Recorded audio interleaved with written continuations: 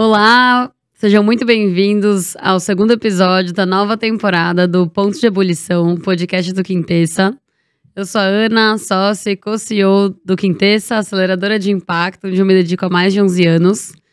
E hoje a gente vai falar sobre um assunto muito quente, muito importante dentro do ecossistema de impacto do mercado financeiro, que é Blended Finance.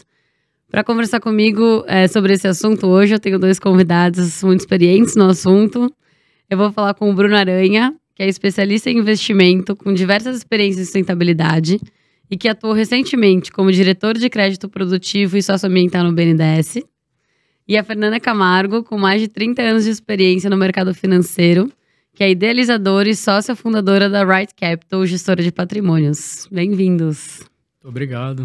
Obrigada.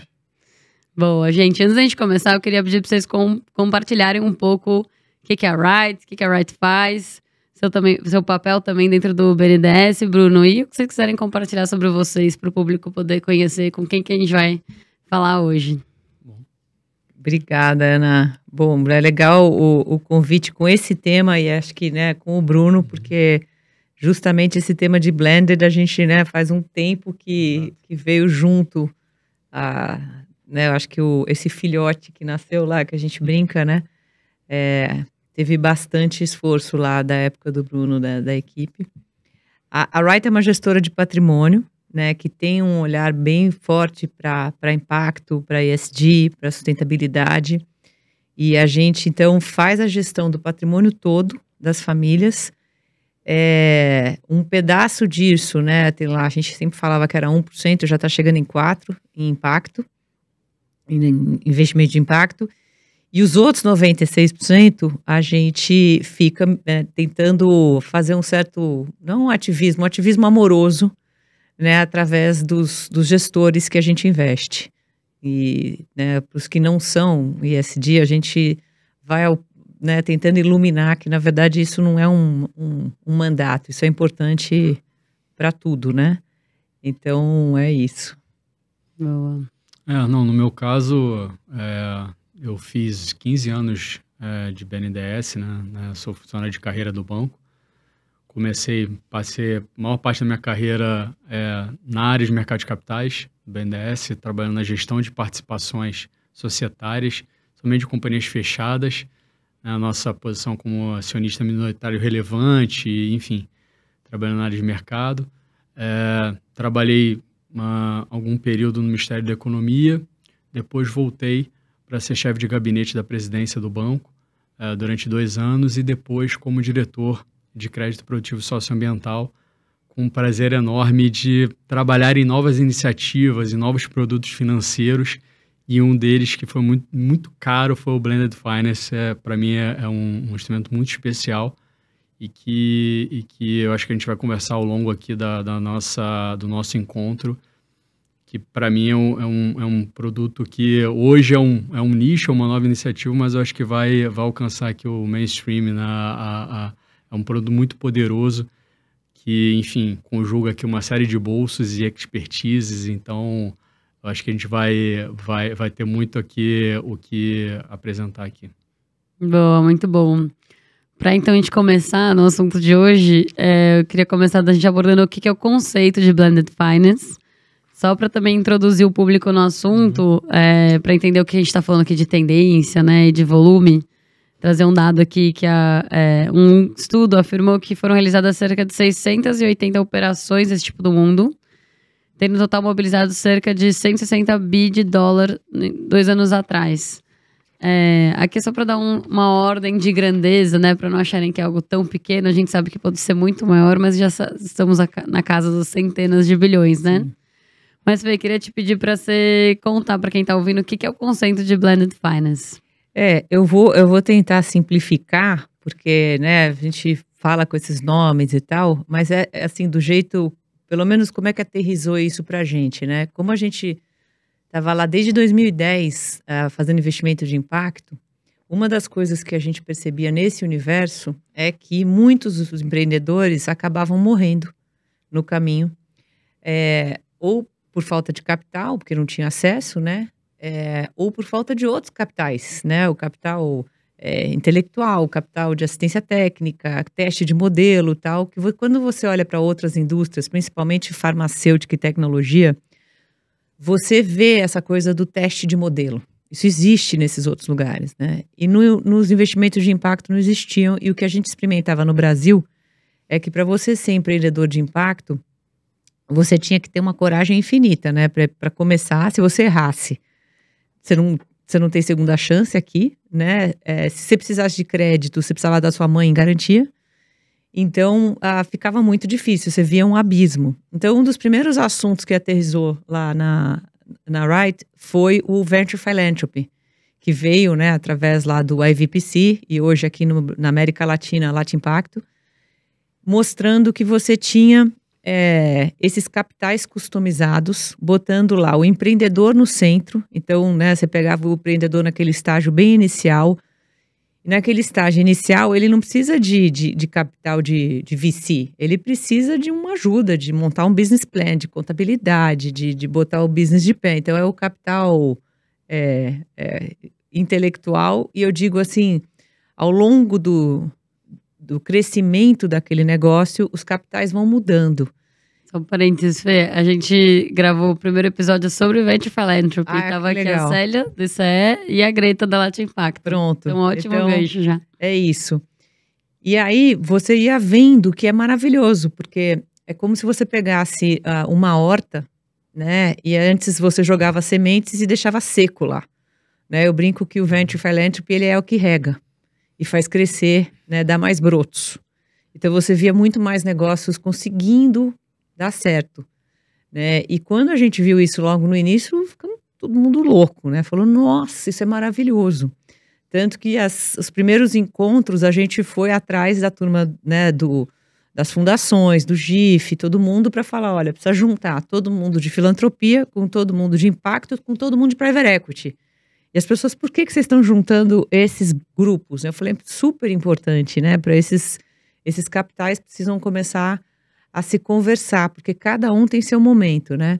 Então, para a gente começa assim, e a gente vai entendendo que conforme essas coisas, conforme você vai falando de deals maiores, você vai para os Estados Unidos, por exemplo, você vai ouvir capital catalítico, né? É a mesma coisa, mas o jeito de falar é diferente, porque é aquele que também é o capital que vai tomar mais risco, né? Você via muitas fundações, né? Tanto Rockefeller, Skoll, essa turma dando um grant para o teste de modelo e às vezes deals um pouco maiores.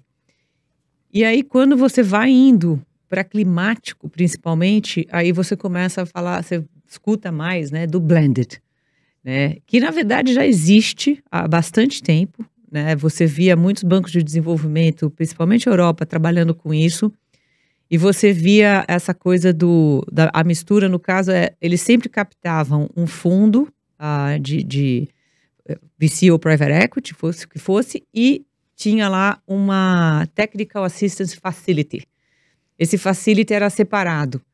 E aí você ia entender que esse facility era o grant, né, para ajudar nos outros capitais, e o capital de investimento estava num outro bolso. Então isso já existia.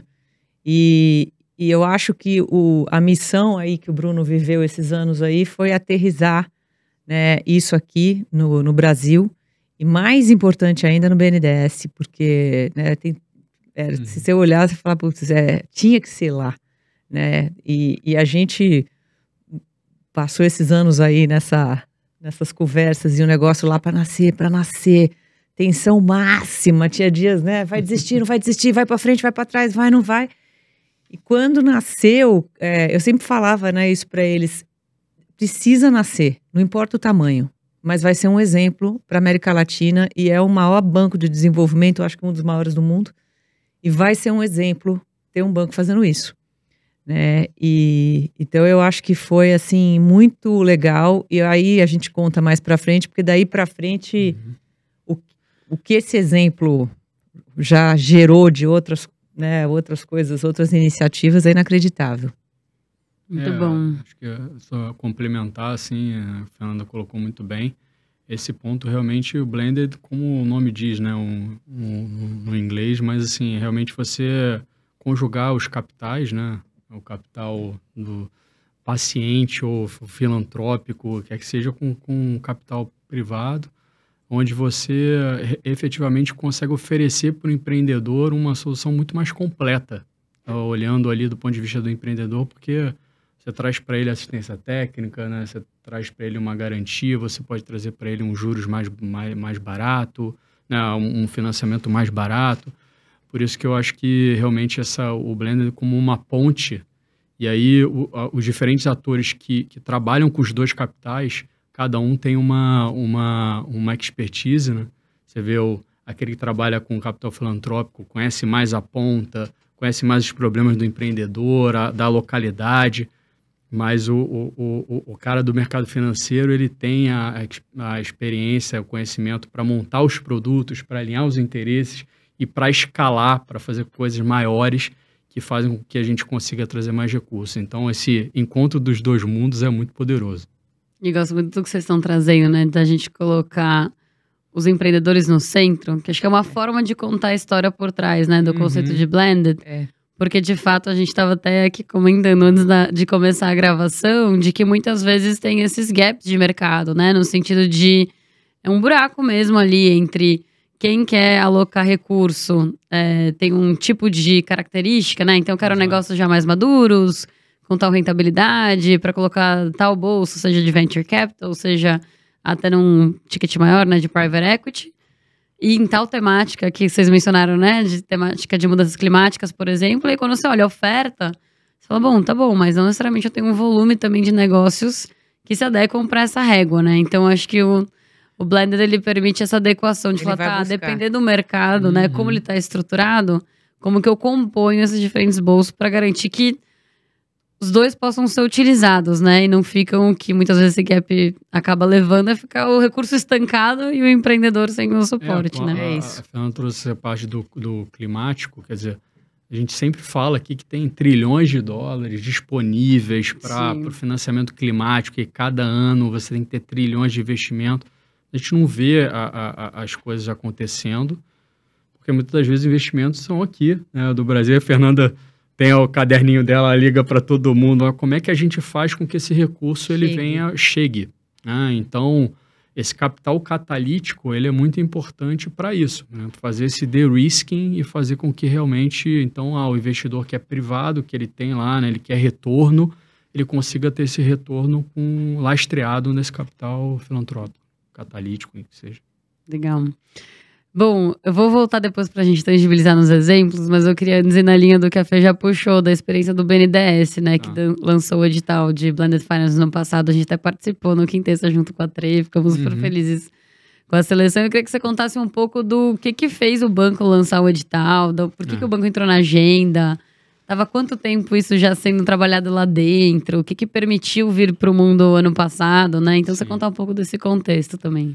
Eu acho que a gente tem sempre a cabeça que o banco, ele pode ser um âncora para alavancagem de recurso em qualquer coisa que ele faça. Então, trabalhar onde o mercado não está, né, as falhas e buscar outros bolsos, né? Então, para cada real que eu vou investir ou que eu vou financiar, eu tenho que trazer 3, 4 do privado. Isso como princípio para qualquer produto financeiro, né, nas estruturações. E aí o banco, ele teve sempre presente, tanto do ponto de vista do crédito, né, tradicionalmente, e a gente trouxe esse mecanismo de, né, vamos cofinanciar, vamos fazer junto com o mercado, com outros atores, porque aí a gente consegue fazer muito mais. É menos o tamanho da minha carteira, menos o tamanho do financiamento e mais o que eu conseguir alavancar com o meu recurso.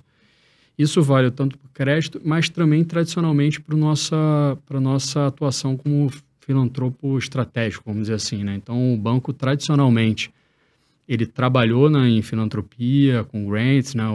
O S do BNDES tem 40 anos. Alguns ainda falam do BNDE, né? Os mais longevos, os mais experientes. Mas a gente fez 70 anos recentemente, mas 40 anos com o nosso S do social. E a gente começou também a trazer essa cabeça também para o grant. Então, através de match fundings, onde a gente, né, trabalhou com iniciativas de que para cada R$1 que o privado doava, mais R$1 do BNDES, e a gente conseguiu escalar com esses diferentes MedFunds, principalmente com a pandemia. Então, te respondendo assim, a urgência, né, as crises, as necessidades fazem com que a gente tenha que ir à frente. O planejamento de 5 anos, não, agora são 5 dias. Então, ter essa emergência, mesmo realmente numa calamidade, numa crise humanitária, faz com que as instituições tenham que se movimentar.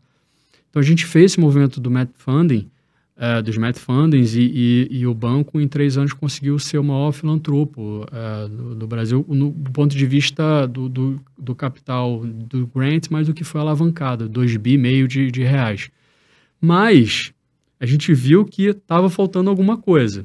E essa coisa é essa ponte entre o crédito, né, o capital comercial ali, e o filantropo, em que muito já vinha sendo estudado, né? A Fernanda aqui é uma referência e muito se conversava a respeito disso. E muito já se investiu, você colocou os números aqui, mas se você for lá fora, pouco se fala do Brasil ainda, né, em relação ao Blended Finance. Você vai lá, fala da África, fala da Ásia, mas, gente, aqui o Brasil. Então, não, o banco tem que ir à frente, já estava participando, já estava aprendendo também, né, um processo de aprendizado da instituição, mas em determinado momento, pessoal, a gente tem que ir para a rua. E a gente vai aprender fazendo. Mas aprender fazendo é aprendendo a fazer junto. Então, a gente quis trazer dois níveis de inovação nesse processo. Um nível de inovação financeira, que é trazer uma chamada onde a gente não deu guidance, né, em relação a qual instrumento. Quem vai dizer é o mercado, são aqueles que já estão trabalhando, que vão se organizar para produzir. A gente trouxe 3 temas, né, bioeconomia, economia circular, desenvolvimento urbano, que são temáticas também inovadoras no sentido de ter investimento, né, em alta escala, mas deixou o mercado livre. Então, assim, olha, pessoal, tem a chamada pública aqui. Né? Não era aquele edital do eu já digo o que você tem que fazer e subcontrato. Eu não vou ser diretivo. Eu não vou ser diretivo, mas Bruno, pode chegar sem coisas diferentes. Ótimo. Maravilhoso. Vai dar mais trabalho, vale. Mas isso já vai gerar um valor enorme, porque se eu for aportar, se eu vou colocar o dinheiro ou não, é relevante, mas também não é, porque aquele produto vai estar pronto, aquelas conexões já vão estar feitas e a gente apoiou o ecossistema. Então, nós fizemos essa chamada pública com 90 milhões de reais de capital catalítico, né, de grants, e o mercado realmente abraçou a ideia, foi muito bacana, com os nossos parceiros aqui, né, né, com uma voz presente para chegar no Brasil todo. E a demanda que veio foi de 900 milhões de reais de grants. 10 vezes. E aí, se você... A Fernanda pode falar melhor, normalmente os instrumentos de blended são 3, 4, 5, pode chegar 7 vezes a alavancagem desse recurso. Por isso que o blended é tão poderoso, depois a gente pode falar um pouco mais sobre isso. Então, eu coloco R$1 de grant, eu posso gerar 7 na ponta. 5, 4 de capital comercial. Então, a gente multiplica isso aí por 3, 4 vezes. Então, numa chamada. E aí, todo o mercado veio, a gente recebeu muita proposta, efetivamente. Muita gente tendo que aprender, né, FDIC, FIP, todos os instrumentos, CRA, enfim, foi de tudo. E era para isso mesmo. E agora o banco está fazendo as análises, né, fez todo um processo seletivo super transparente. E eu acredito que isso vai gerar muitos frutos, não só para o BNDES, mas estimular todas as instituições, bancos de desenvolvimento regionais, outras instituições multilaterais, dizer que, olha, dá para fazer, vamos fazer junto. E, enfim, instituições privadas, acho que vai ser bem bacana, vai gerar muito fruto por muito tempo. Legal, acho que é legal, a própria história do BNDES reflete essa integração, né? Antes a gente tinha um bolso de crédito, aí depois a gente teve o bolso do grant, aí a gente percebeu que eles podiam andar juntos, aí a gente percebeu que poderia aprender. Tem um ciclo, né? Com os atores que já estavam fazendo, que é isso, né? Nos arranjos de blender, tipicamente também tem uma mescla de atores, né? Então... Quando a gente começou a ver que nas propostas tinha aquele cara que só trabalhou com grant a vida toda, e o cara que só trabalhou comercial a vida toda, eles se juntaram para fazer uma proposta. Maravilhoso. Maravilhoso. Eu acho assim que é um novo olhar para as questões, como o Fernando colocou bem, esse é o centro empreendedor. Quais são as necessidades dele? A gente tem que trazer, e ninguém tem todas as respostas e todos os conhecimentos. Então, naturalmente, você vai ter que se juntar com outros atores para prover essa solução. Então, essa abertura, né? Não, mas eu sou um banco. Não, mas eu sou um banco, mas eu sou desenvolvimento. É muito mais do que eu ter uma linha de crédito. A linha de crédito pode ser a mais atrativa possível.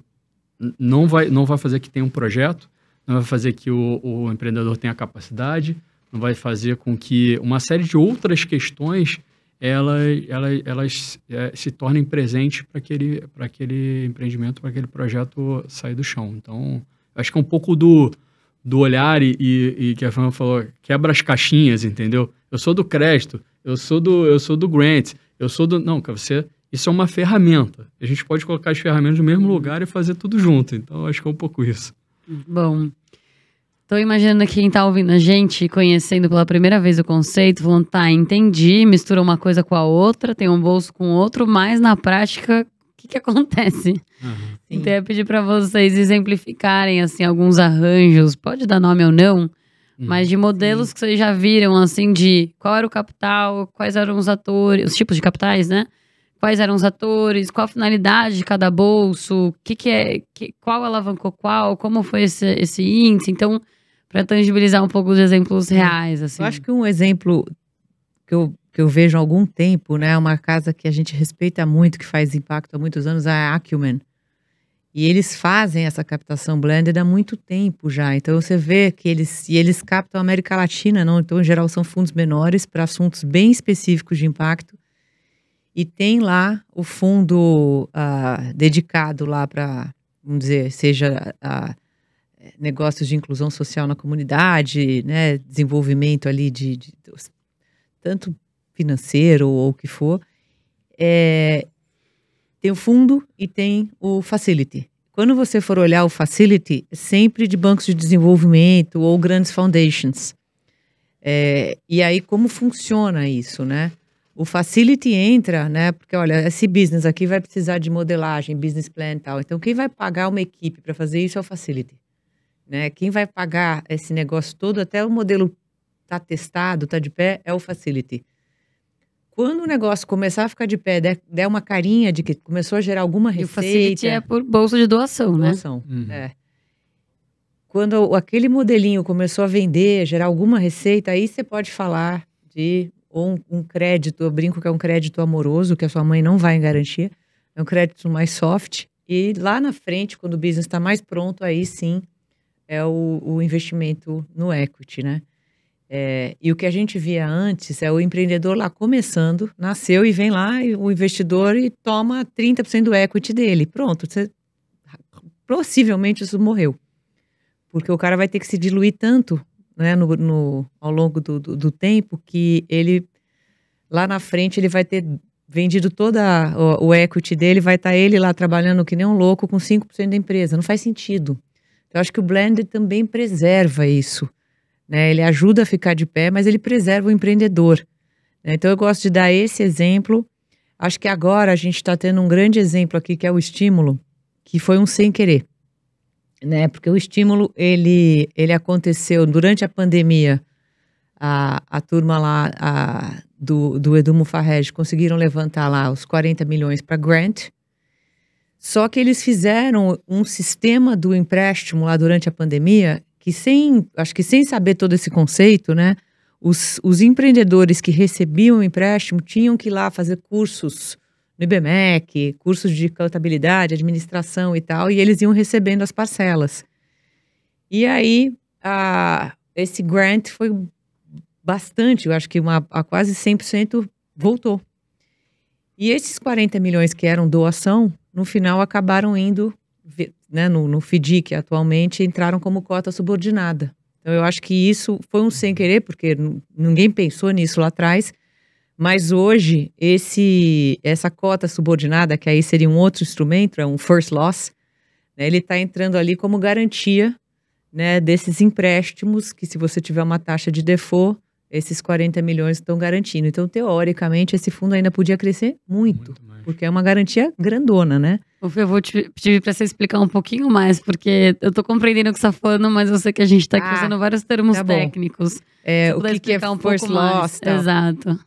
No caso do FDIC, né, desse fundo de direitos creditórios, né, que é um fundo que faz empréstimo para empreendedores, não é microempreendedores, são pequenos empreendedores. E você, então, se você tivesse só o fundo, né, e vamos dizer que 20%, 30% dos empreendedores não paguem de volta, você vai ter default na cota, vai cair 20% ali. Quando você tem o first loss... E compromete o rendimento que tinha sido prometido para o investidor, né? Quando você tem o first loss, significa que você tem um colchão de garantia. Quer dizer, olha, dá para perder até 20%, 30% que o first loss está garantindo isso aqui. Então, mesmo que tenha tanto default, o teu retorno está ali, né, garantido. Eu mitigo o risco e garanto mais retorno para o capital comercial, né? É isso aí. Então, esse tipo é uma outra estrutura, que não é o facility, como eu falei da Acumen, é uma estrutura talvez até mais comum, porque a gente tem muito no FDIC hoje, né, no Brasil, ela é mais comum. Então, essas duas eu diria que são exemplos aí que a gente pode mencionar. Olhando dentro da Wright, você está ali no dia a dia com as famílias empresárias. E sei o quanto que já foi ali, né, uma primeira versão da batalha. A história do 1%, que você falou que já está nos 4%. Mas eu queria que você dialogasse um pouco talvez alguém que esteja escutando falando assim, não sei se eu sou esse perfil. Né? Será que eu sou um filântropo mais tradicional? Será que é para mim esse papo de blended? Eu deveria entrar nesse assunto ou não? Então eu queria te pedir para você comentar um pouco, Fê, disso de... Para quem você acha que pode fazer sentido isso? Ou... quais são os critérios que a pessoa poderia considerar para falar, puxa, quero mergulhar e colocar meu capital a serviço, ou, né, dentro desse modelo do Blended Finance? Então, eu sempre acho que a gente precisa ir explicando, e quando as pessoas entendem, elas falam, nossa, entendi, né? Porque esse da estímulo, por exemplo, a cota senior, que é a cota que toma menos risco, tá lá, dá 110, né? Mais ou menos, do CDI, você fala 110, com isso aqui de subordinação, cara, é muito bom, né? Então, quando você está falando de filantropia, eu sempre, né, de observar lá as famílias que fazem, eu sempre falo assim, abaixo da linha da dignidade, você não vai ganhar dinheiro, né? Realmente tem assuntos que a gente vai ter que resolver, vai ser filantropia pura, e você não vai ganhar dinheiro. Mas acima da linha da dignidade, tem alguns assuntos que você tem outros jeitos de resolver e que talvez sejam mais eficientes que a filantropia pura, por isso que o Bruno falou, porque você alavanca vários capitais, né? Então, quando a gente está falando o Venture Philanthropy, por exemplo, né? A turma da filantropia sempre falava assim, nossa, mas vocês querem pegar esse bolso que o cara já doou e agora vai para o investimento? Não, né? Esse bolso, vamos dizer que esse bolso da filantropia entre aqui, possivelmente ele até te retorna, ele volta, né? Ele é capaz até de crescer. Só que esse bolso que ia ser só 100, agora ele vai ser 1.000. Porque você vai trazer com você outros capitais, né? Então, eu acho que em alguns assuntos, trazer o filântropo para entender esse ponto de vista, né? De que você está alavancando outros capitais, a hora que a pessoa entende, você fala, nossa, né? Então, é diferente, por exemplo, o negócio de impacto, quando a gente começou, ainda tinha, né? Eu acho que ainda tem, talvez, aquela confusão de, é filantropia? Não é filantropia, é impacto que dá retorno resolvendo grandes problemas. Mas a turma não entendia e, bom, hoje a gente tem lá um dos veículos que a gente montou, né? Que já tem quase 8 anos E esse veículo tem um retorno de, vamos dizer que, eu não lembro os números exatos, mas se o CDI acumulou 40% no período, o veículo... desculpa, acho que 2016 o CDI acumulou 70%, o veículo acumulou 110%. Então, é mais ou menos 30% acima do que deu o CDI, com impacto em milhões e milhões e milhões de vidas. Então, assim, ali já está assim, olha, ganhou-se muito dinheiro e a gente fez muito impacto. Tem volatilidade no período? Tem, é igual o VC, tem. Mas a diferença é que aqui você está tendo impacto. Beleza, mas esse tipo de impacto aqui, essas empresas, elas já estão maturadas, já estão dando receita, já está tudo certo. Existe todo um outro universo que podia existir, né? E que se a filantropia topa entrar como um desses capitais, garantia, first loss ou assistência técnica, ela alavanca outros. E você vai resolver grandes problemas sociais com talvez um pedaço até menor da sua filantropia. Não precisaria nem de tanto. Legal. A gente, no próximo episódio, vai conversar com a Beatriz do Instituto da Gerdau e com o Jorge da Trampei, que participaram da jornada de Venture Philanthropy que a gente fez lá no Quintessa, e vai ser legal de mostrar também, porque o Jorge na Trampei é bem esse caso, assim, começou a aceleração, assim, dívidas, o modelo de negócio caótico, aquela história, saiu da aceleração, captando crédito, recebeu investimento via equity, os números de impacto também cresceram um monte, então vai ser legal depois para tangibilizar esse exemplo que porque você tá a gente dando. não pode partir do princípio que aquele empreendedor sabe tudo. Não sabe, vai errar. Né? E quanto mais assistência técnica você puder dar, você vai diminuir esse erro, né? Ou ajudar. Então, assim, a gente realmente é muito fã desse negócio. Lá no site da Latin Impact ou do EVPA, tem infinitos materiais sobre o investimento para o impacto. Que é diferente, né? Investimento com impacto, é investimento para o impacto, né? E aí você tem o empreendedor no meio e os vários estágios que esse empreendedor passa e os capitais para cada estágio. Então, isso é muito bacana. Assim, eu sou muito fã. É que quando você conversa realmente com os empreendedores que querem dar o give back, né? Então, o time da Endeavor, olha, eu não quero saber de doação. Talvez eu não acredite nesse formato. O empreendedor, ele tem que empreender. Filantropia é uma coisa, empreendedorismo é outra. Não, calma. A gente pode conjugar esses dois mundos e você fomentar o empreendedorismo de uma forma muito mais potente com esse capital aqui.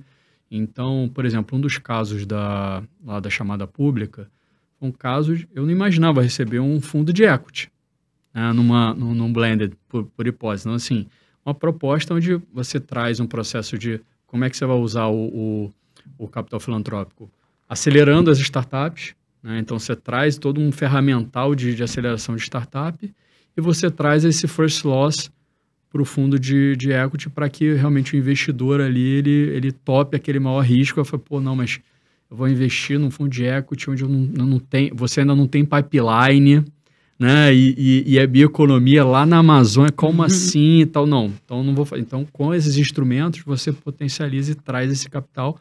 E no final do dia, o empreendedor está recebendo equity, está recebendo crédito, e, enfim, e eu acho que essa coisa do capital catalítico, assim, importante é entender que, assim, existe um grande valor também para o empreendedor, ele se relacionar com uma instituição onde ele recebe crédito, né?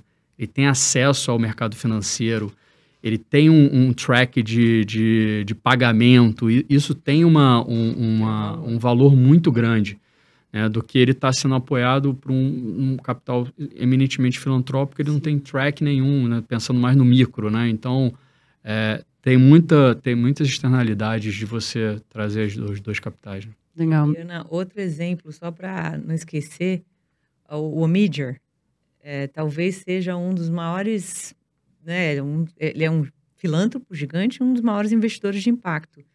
Quando você olha o Media Networks, e você tem milhões de trabalhos deles lá, eles têm os grupos divididos, né, por temas, Só que você vai ver o seguinte, o que ele fala, né? Os temas têm liberdade de chegar num lugar e falar, aqui vai ser o quê? Aqui vai ser grant ou vai ser investimento? Ou vai ser quanto de cada? Né? Os times conseguem dar esse peso. E o Omidyar trabalha com os dois bolsos. Ele fala muito disso, porque essa coisa que você falou de Amazônia, quando a gente está falando de criação de novos ecossistemas, você precisa muito desse olhar. Né? E eu acho que o que o Omidyar veio fazendo aí ao longo dos anos é um baita exemplo. Total, e essa visão por tema faz muito sentido. É muito do que reflete do que a gente vê lá no dia a dia mesmo, de Quintessa, de que talvez o mercado de educação já está mais maduro. Você já consegue ter mais bolso de VC, ou de empréstimo, ou mesmo ali no comprando mesmo a solução de negócios já mais maduros, prontos para escalar via nota fiscal, né? Você olha para outros mercados, acho que o de carbono era um até que a gente estava comentando, né? De que uma demanda gigantesca, todas as empresas olhando para as metas net zero. Do outro lado, você vê a oferta, assim, tem pouquíssimas soluções já maduras, né? Então faz muito sentido mesmo isso de mercados onde tem maior necessidade de desenvolver esse pipeline de fato, né? Para você conseguir depois trazer o comercial para a mesa. Mas queria agora dar um passo para trás, assim, a gente falar um pouco mais de cenário macroeconômico. Vou te pedir para puxar um pouco disso, Bruno, que é o que é a sua visão, assim, do assunto fora do Brasil, olhando para fora, como que ele tá aqui no Brasil versus mundo, e talvez algumas barreiras, assim, que você já tenha enxergado de por que o tema ainda não cresceu tanto quanto sei que nós três vemos o potencial aqui no país. Não, acho que como a gente conversou, ele não chega a ser exatamente um tema novo para o mundo, né? Sempre se fez presente. Eu entendo que ele voltou com mais força agora nas discussões climáticas, né? Então, como a gente já colocado aqui, né, necessidade de investimento para descarbonização, para o alcance das metas, né, dos países, a questão do 1,5 grau. Então, como a gente pode fazer para trazer ali os recursos do norte para o sul? Então, isso está sendo muito presente nos documentos, nas discussões, como um instrumento muito poderoso para que isso venha a acontecer. Então, do ponto de vista de exposição do instrumento, tá muito presente, principalmente também através das instituições multilaterais, né? Então, o Blended Finance tem essa correlação com o Banco de Desenvolvimento, com os multilaterais. Eu acho que ainda... então, na parte de clima, é uma grande oportunidade para o Brasil, porque falando de Brasil, a presença, né, a gente falou um pouquinho sobre isso, né?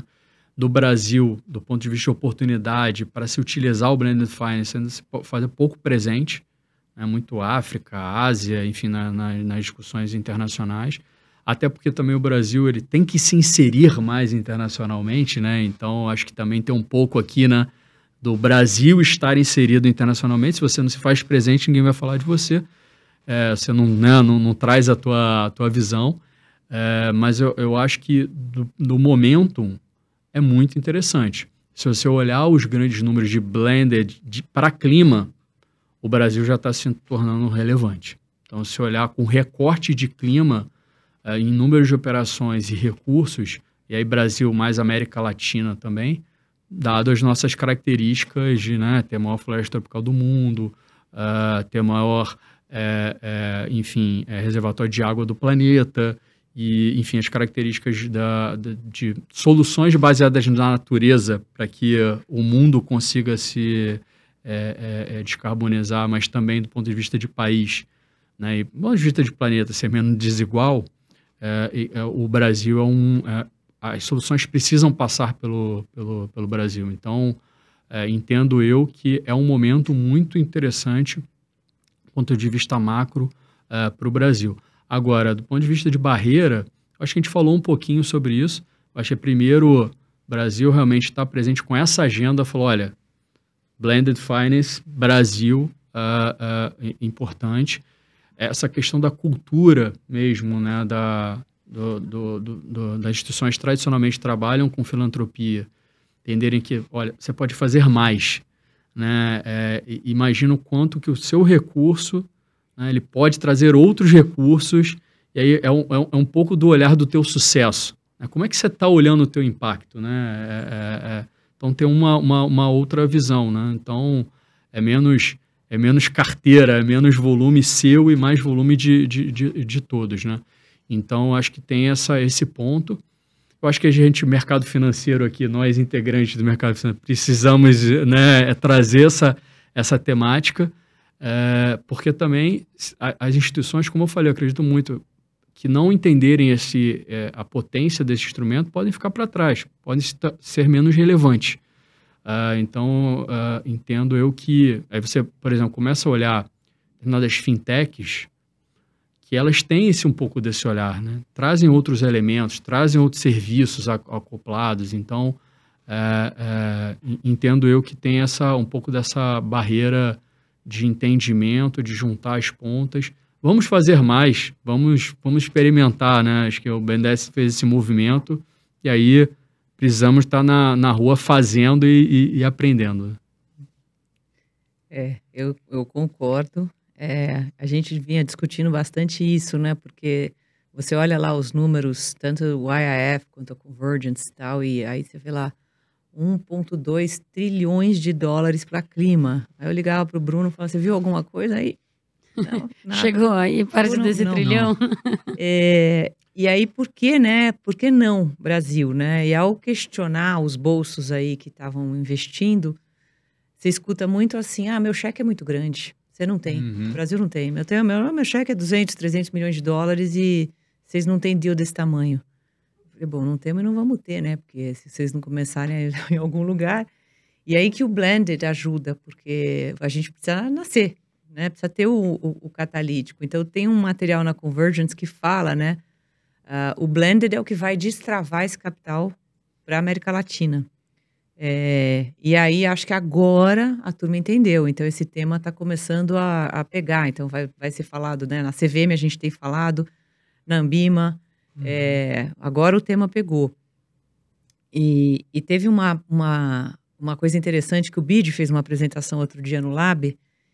E foi muito legal, porque fica essa coisa de... o quanto de dinheiro público ou privado. Né? E ele mostra ali a curva de quanto que, na verdade, tem que trabalhar com os dois. E de quanto o público vai alavancar o privado. Né? E o BID entra em alguns estágios dessa curva. É super bacana a apresentação que ele fez e muito esclarecedora, né? Para quem tem dúvida de que precisa dos dois. Né? Então, eu acho que o Brasil está se mexendo, né? A gente, quando fez essa chamada lá no Lab, que ia ter o assunto blended, foi um monte de empresas. Até fiquei surpresa com grandes empresas querendo ouvir sobre isso, porque eu acho que agora também as empresas estão falando, eu acho que dá para, no CVC deles, ou o que for, trabalhar dessa forma também. A sensação que eu tenho é que isso está começando a aterrissar, e aí sim... esses cheques maiores vão poder chegar aqui, né? A gente fica ouvindo esses números. A outra coisa que eu acho que a gente tem uma questão aqui, quando você fala de bolsos tipo IFC, né? Você tem a questão do dólar, né? E a gente sempre fala, putz, essa história de ter que fazer o hedge, né? Porque o investidor lá fora, se ele investe e quer olhar em dólar, ele vai naturalmente ter uma volatilidade da moeda que vai atrapalhar. Né? Então, a gente sempre fica falando, por que não faz uma cota em reais de uma vez, né? Porque ajuda. Estou ouvindo vocês aqui refletindo como tem permeado esse assunto em comum, assim, nas gravações, aqui nas conversas do podcast, de que, de fato, assim, tem uma abordagem de olhar... por mais que o tema seja Venture Philanthropy, Blended Finance, ou quais outros que a gente já passou e vai passar nos próximos, mas a gente sempre acaba caindo nesses princípios dá pra ver essa leitura do momentum, assim, né? De, primeiro, não é mais cada um seu, é um sistêmico. Então, não mensuro só o retorno do meu capital, eu olho quais outros entraram na mesa, e que não é um bolso ou outro, é um bolso e outro, e não é um ator ou outro, é um ator e outro. Então, acho que isso... Também é legal de ver na fala de vocês, como eu vejo que tem Talvez reflete um pouco do momento que a gente tá também de ecossistema, assim, Você né? colocou um negócio interessante. A gente está falando aqui de uma ferramenta, que é o Blended, mas a gente está falando assim, do sentido das instituições, como elas se comportam, como é que elas veem esse momento. Então, a gente está vivendo um momento super complexo, de muita instabilidade, muita incerteza. Ou a gente colabora, né, e cada um com sua expertise para dar soluções, ou a gente não vai chegar onde a gente quer chegar. E também isso do instrumento, né, que a gente tem falado aqui, que a gente usou muitas vezes esse termo aqui hoje no episódio, também tenho visto como isso varia, né? Porque alguns se mobilizam por querer que o ecossistema dê certo, ou que os empreendedores deem certo. Tem gente que não, e tá tudo bem. Porque pode enxergar também como um meio e a pessoa vai se mobilizar porque quer ver a causa ambiental, né? Como a gente falou aqui, né, o impacto na ponta. Ou porque vai ter o retorno, como a Fê trouxe o dado, né? Às vezes, puxa, que legal, foi 110% do CDI e ainda gerou impacto, ótimo. Então, acho que é legal também, na hora que a gente fala desse assunto como um meio, né? Como instrumentos, também é legal porque a gente consegue ter essa leitura de quais são os atores, interesses e incentivos. Às vezes, para um capital maior, eu vou precisar criar um arranjo mais estruturado, porque se não for os 300 milhões que você mencionou, ele não vai entrar.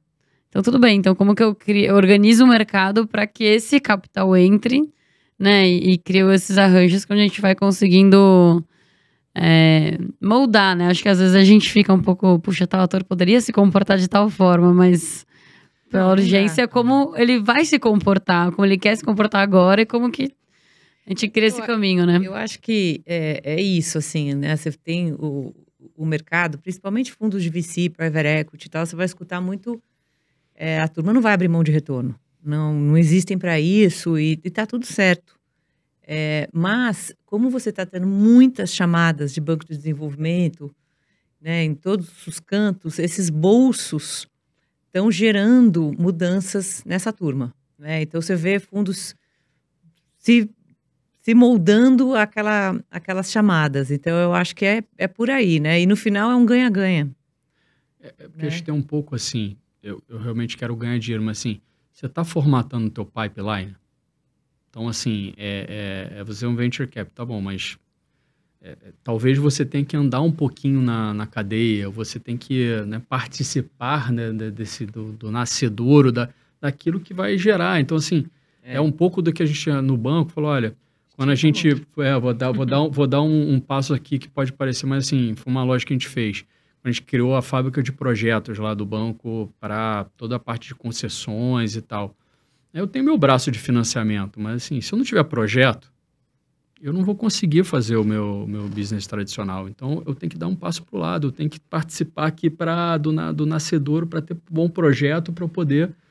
Eu tenho que ter bom empreendedor, eu tenho que ter bom negócio para eu poder fazer para eu fazer negócio, para eu ser sócio. Então, acho que tem um... Boa, gente, o papo tá muito bom. Mas a gente chegou ao fim dele agora. E para encerrar, eu queria brincar aqui com vocês um pouco da gente olhar para a tendência e um pouco para o futuro, né? Então, a gente está falando agora, estamos em 2023, e como a gente está falando, o assunto em si não é novo, o conceito não é novo, mas a gente sabe que ele ainda está no início, assim, aqui no país, né? Eu queria perguntar o que vocês acham que a gente vai estar falando sobre Blended Finance lá em 2030. Assim, daqui a 7 anos a gente vai estar sentados aqui falando... Olha, puxa, aconteceu isso, tais atores estão fazendo parte, o que é o volume agora que circula utilizando esse tipo de instrumento, assim, onde vocês acham que a gente vai estar daqui a 7 anos? Olha, eu espero que a gente esteja, né, porque assim, quando a gente estava hoje de manhã lá no IBGC, tentando explicar que essa história de risco climático, eu acho que assim, o mercado precisa aterrissar, né, que é uma coisa seríssima e não é para longo prazo, é já. Então, isso tudo é muito urgente, né, que, assim, tomara que a gente tenha feito muitos blends e estruturas e trazido muitas operações climáticas para cá para ajudar a resolver a situação, porque realmente é alarmante, e mais alarmante é ver o mercado meio dissociado de tudo. Então, quando eu olho, você fala de futuro, a gente fala muito isso, né? Que existe o portfólio do futuro. Né? Nesse portfólio do futuro, alguns setores talvez deixem de existir, porque vai ser tão caro operar, né, que eles vão deixar de existir. E outros vão nascer, né? E a gente não sabe exatamente a data de quando isso vai acontecer, mas eu sei que você tem que começar a botar um pezinho no futuro. E eu acho que o Blended faz essa ponte para esse pezinho no futuro. Então eu espero que a gente tenha feito bastante, né? Porque senão a gente vai estar com bastante dificuldade. Eu compartilho. Tomara que aqui, né, trabalharemos para isso, para que isso aconteça. Em 2030 tenhamos alcançado as metas, né, de redução de emissões de 50%, né? Estamos no caminho de 2050. Realmente com muitas ferramentas, né? O Blended Finance ali como um lugar comum, né? E tendo feito muita coisa. E como o Fernando falou, com entendimento do corporativo, né? Que inclusive já lançaram suas metas para o mercado, estão correndo para cumpri-las, de que instrumentos de Blended Finance vão poder ajudar muito as empresas a cumprir. Que as instituições financeiras da mesma forma, né? E dialogando com o que você falou, Fê, é isso, né? É um instrumento, é a ferramenta, mas depende de quem tá usando ela, né? O que tá na cabeça, no coração de quem tá aí com as suas mãos utilizando. Então, DS0. Faz todo sentido. Gente, muito bom. Muito obrigada por virem aqui, compartilharem as vivências, as experiências de vocês. Obrigada. Fico super feliz de verdade. Acho que a ideia aqui do podcast é a gente introduzir né, os assuntos para quem ainda não conhece, mas também para quem já conhece, falar, bom, eu tô aqui, o que quem também tá fazendo isso tá pensando, quais são as reflexões, né, e ter essa troca de aprendizado, a gente sabe o quanto que é importante para fazer com que o ecossistema também se fortaleça e cresça mais rápido. Então, obrigada de estarem aqui e obrigada também a quem ouviu a gente se encontra no próximo episódio. Obrigada, Ana. O roteiro dos episódios foi feito pela Paula Caione, com a minha contribuição, e a edição e a gravação foi feita pela Wen Produtora.